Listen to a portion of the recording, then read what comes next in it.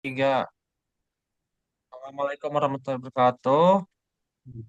Eh, Kami di sini akan mempresentasikan manajemen proyek kami yang berjudul QR Code untuk absensi. Jadi QR Code absensi ini next ke flowchart.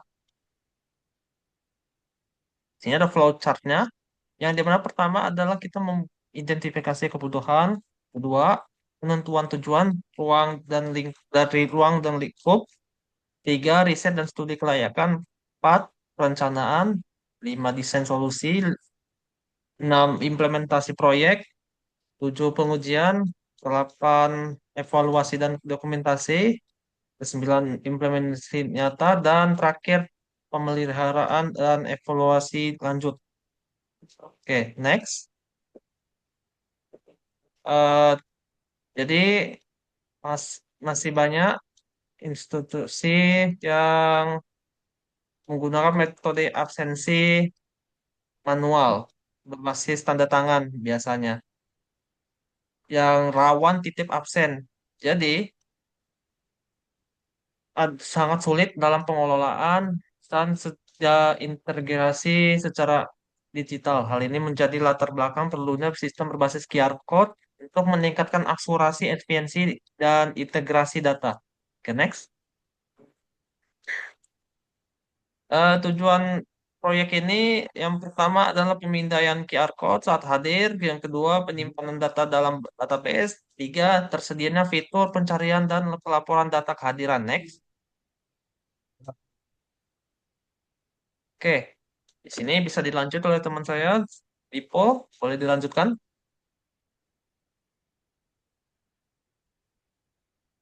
Oke, saya lanjutkan.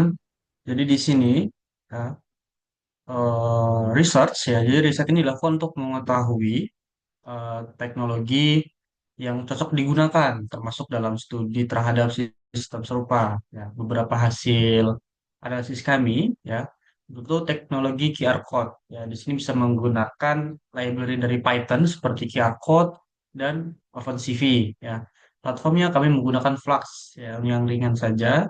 Lalu untuk layakan infrastrukturnya, kami menggunakan ketersediaan laptop dengan kamera laptop juga dengan jaringan internet kampus.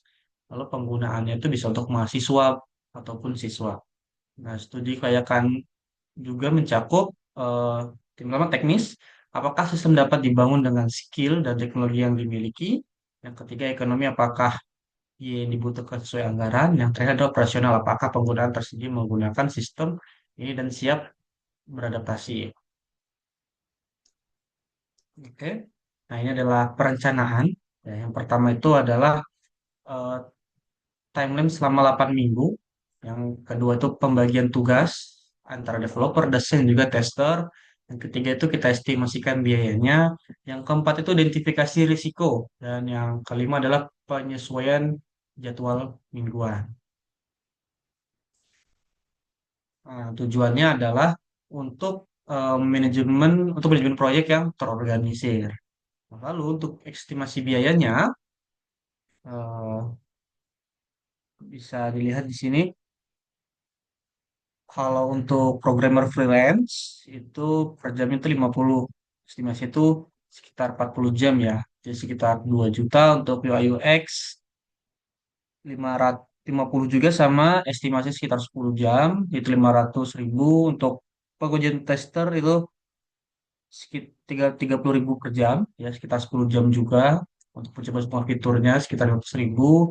Lalu untuk komponennya ada laptop untuk server atau admin, kamera webcam jika belum ada, lalu router WiFi itu opsional, lalu ada printer QR code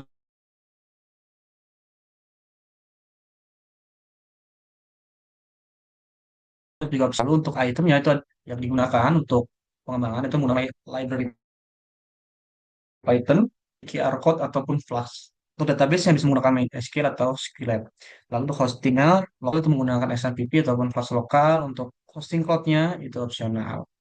Jadi kita bisa menggunakan hosting dari milik kita sendiri jika kita mempunyai server ataupun jika tidak punya maka kita akan hosting di luar. Hosting di luar itu harga sekitar 300.000 untuk per tahunnya. Kita lanjut untuk desain sistemnya. Nah, ini jadi yang pertama itu adalah diagram alur atau flowchart. Jadi sistem dari pemindaian QR code sehingga menyimpan ke database. Lalu yang kedua desain UI UX, halaman login, dashboard, dan halaman absensi. Lalu ERD, Entity Relationship Diagram untuk database. Dan yang terakhir arsitektur sistem seperti client browser, web, apa untuk server, Flux, dan juga database. Lalu untuk selanjutnya itu akan dijelaskan oleh teman saya yaitu Faisal Raffi Aziz. Padanya disilakan.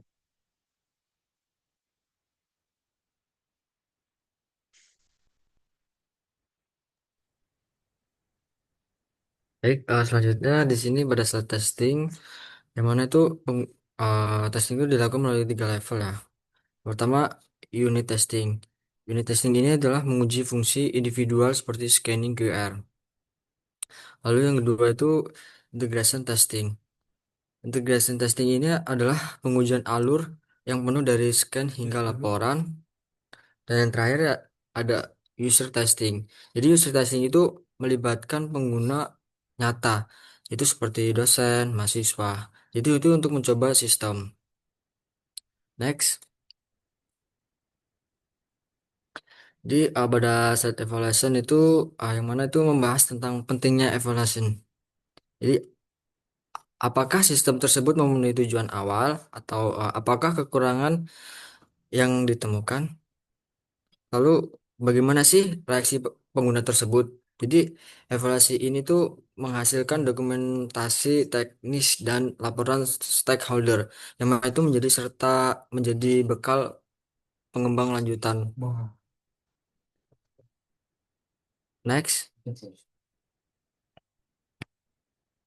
Nah, pada tahap deploy ini atau implementasi nyata ya. Jadi sistem itu tidak hanya berhenti pada tahap prototipe. Jadi implementasi ini itu dilakukan mulai tiga tahapan. Yang pertama itu ada instalasi sistem, lalu pelatihan singkat untuk mahasiswa, dan terakhir mulai penggunaan di kelas nyata selama uji coba 1 bulan.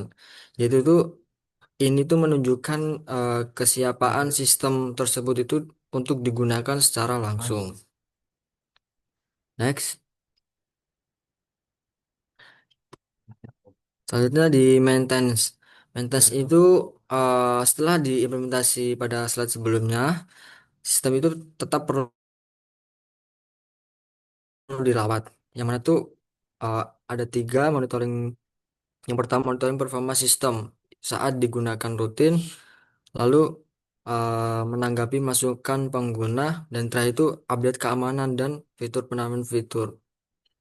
Jadi tahapan ini penting karena itu untuk menjaga agar sistem tersebut itu tetap relevan dan berkembang. Next.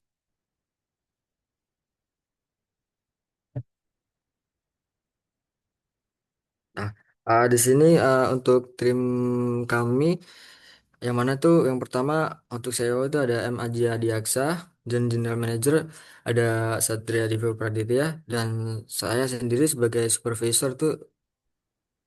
Jadi tuh mereka tuh dari tim kami itu merupakan pilar utama dalam pengembangan sistem tersebut. Baik, itulah dari saya. Sebelumnya saya kembalikan ke moderator. Oke, terima kasih untuk kawan-kawan saya sudah membantu untuk mempresentasikan proyek kami. Oke, jadi se- itu saja dari saya. Mohon maaf jika ada kesalahan. Saya akhiri wassalamualaikum warahmatullahi wabarakatuh.